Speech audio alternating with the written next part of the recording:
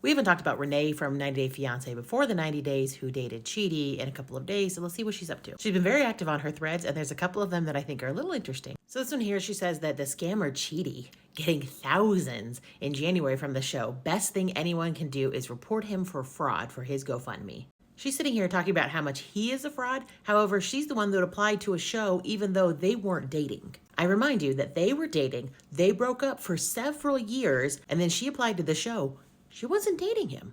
And then all of a sudden she's like, hey, I got on this show. Can we get back together? And he's like, sure. She was also talking to another guy from Nigeria at the same time. She goes on to talk about how people think she's insane and that she has mental illness, that he's the one that is exploiting people for money. Whether you choose to believe him, whether you choose to believe her, whether you choose to believe neither of them, she scammed all of us in trying to say that they were in a real relationship and they weren't. This one I'm not even going to comment on. I would just let you read it for yourself, but I'm not exactly sure who the person she's talking about specifically, but this is just very telling. Here he keeps talking more about his sister, Chidi's sister, who she calls his babysitter. The man is blind. He needs assistance.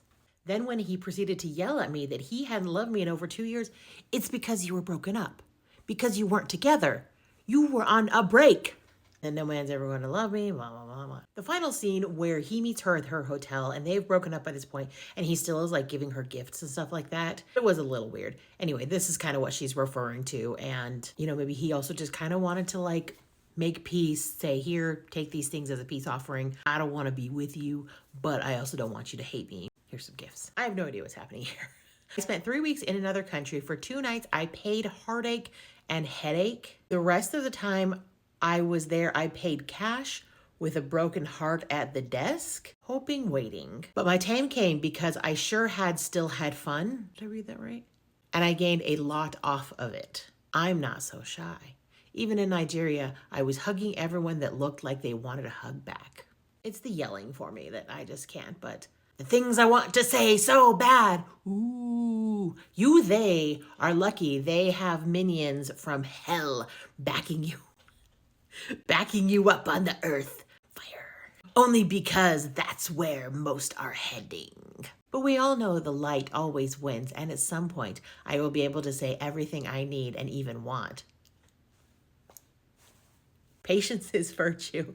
It's nothing bad, it's just honesty. Most people don't like honesty. No, there's a difference between honesty and just being mean. They'd like to rebuild their lives on lies instead of living the dream. What dream? Is the dream in the room with us? They are living while daydreaming. Big difference. I'm glad we had this chance to catch up.